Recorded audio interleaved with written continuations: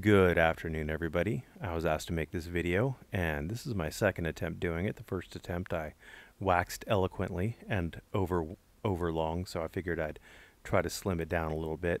I was asked about this video by Blind Justice. It was Run CMT who asked me to discuss it, so I will. The first thing I want to point out is the use of the ironic quotes. Ignore the misspelling of sheriff, but look at the ironic quotes.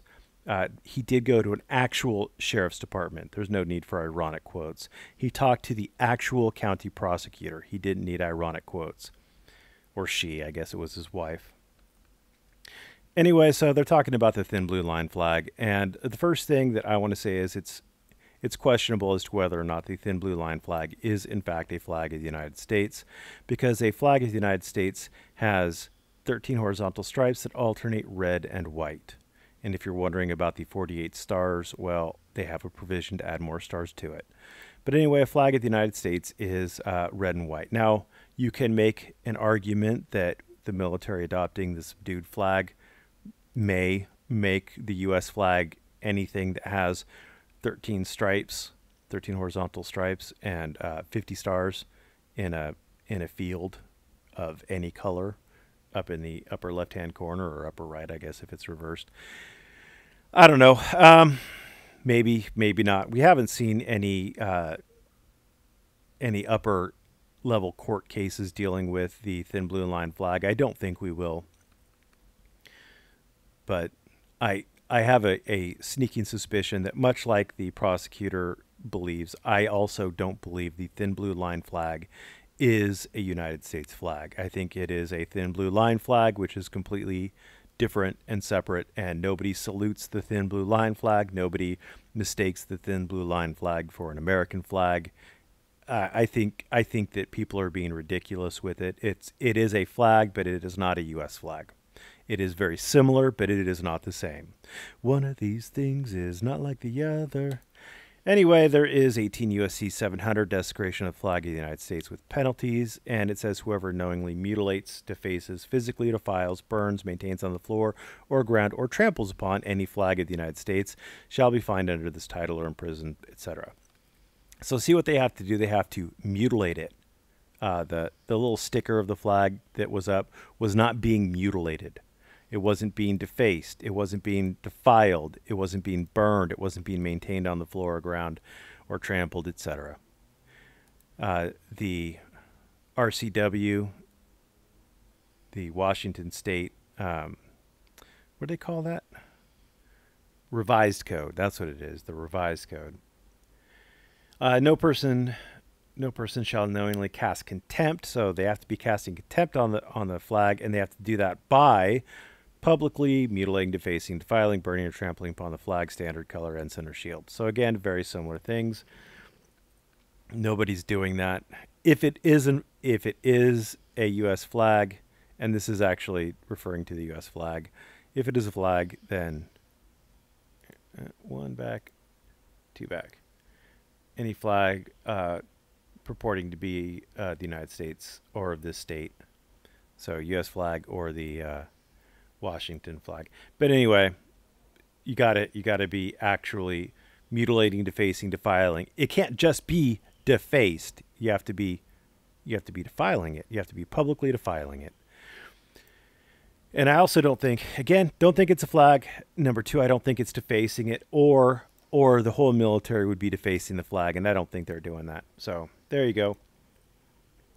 So I don't think those really apply, but if you thought that they applied, this is the case that the prosecutor talked about, Spencer v. Washington, all the way back from '74. A guy took a U.S. flag, and he, out of tape, removable black tape, he just put a peace sign up on it, and he hung it up in his window, and the court held that that is speech. And it is firmly settled that under our Constitution, the public expression of ideas may not be prohibited merely because the ideas themselves are offensive to some of their hearers. So just because you don't like seeing a flag defaced, that's meaningless. It is public, or it is political speech. He gets to make it. Sorry that your feelings are hurt, but I don't really care. That's what the First Amendment is designed to protect. And then there's Texas v. Johnson, which was in '89. This basically said that the state statutes are essentially unconstitutional because you can burn a flag. You can burn a flag as part of a political protest because that is protected political speech. You have every right to do it. It doesn't matter if everybody hates it. It doesn't matter if everybody disagrees with it. And it is very unpopular to burn flags. So there you go. And then US v. Eichmann, same concept. They held that 18 USC 700. It can't prevent political speech. If you burn a flag as political speech, guess what? That's protected. Suck it up, Buttercup. And if you don't think that the thin blue line flag is political speech, then you're fooling yourself. That thin blue line flag is political speech, 100%. You may disagree with the message of it, but it is, in fact, political speech. Now, I do disagree somewhat slightly with the prosecutor. I actually think that since it was the sheriff's department putting it up, I actually think it was government speech. And the government has a lot of leeway for the speech that it has. This is Pleasant Grove City v. Summum, and they had in a public park, they had various monuments put up. It's a public park. It's maintained and operated by the government, including a Ten Commandments monument. And the court held that, look, this is the government speaking. The government has a lot of leeway when it speaks, and the government can speak. And if in fact it was the sheriff's department who was putting that sticker up, well, they can probably speak. That's probably protected government speech. The government can have an opinion on things. And I'll bet you the sheriff's department opinion is that the sheriff's department is pretty damn good and good for the community. And you may disagree with their opinion, and you're more than welcome to. That's the beauty of our country, but it doesn't change a damn thing. Now, let's talk about hypocrisy. First thing this sovereign citizen does is he says, so what you're saying, after she says, I think that the thin blue line flag is protected speech, he says, so what you're saying is that these people in the sheriff's office can put up explicit material, nudity and profanity. So if they start putting explicit material up on the wall, or what people would call profanity or nudity, if they think that it's artistic and there's clear and it clearly violates other codes or statutes, yeah, you could say it's First Amendment protected, but where do we draw the line? He doesn't like speech that he doesn't agree with. That's this little faggot's thing. Sorry, I don't mean that. I mean that in the South Park way. Not in the he's gay, because obviously he's not gay. He's a retard. That's all he is a retard. So anyway, where do you draw the line? He wants to know. He says many people believe it's a desecration of the U.S. flag. Well, many people believe that burning a flag is desecration of the U.S. flag, but it is still a protected activity. And he says, and many people believe it to be a gang symbol and that it represents systemic violence.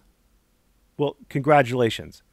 Many people don't like lots of things, but it is still protected speech. And he says, I don't think a peace symbol equates to the same thing as a gang symbol. I think a gang symbol would be more egregious. Okay, so I would just want you to get your comments on it because we complained about it. Oh yeah. He wants the speech that he wants. He doesn't want the speech he disagrees with. He is a hypocrite. Free speech for everybody.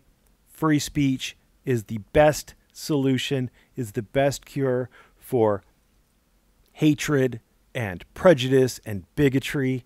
Talk it out. Use your speech. Get out of your echo chamber. Listen to what other people have to say. It's good for you. Puts hair on your chest. Makes a man out of you or a woman out of you or whatever you identify as. I really don't care. Thanks for watching. Have a great day.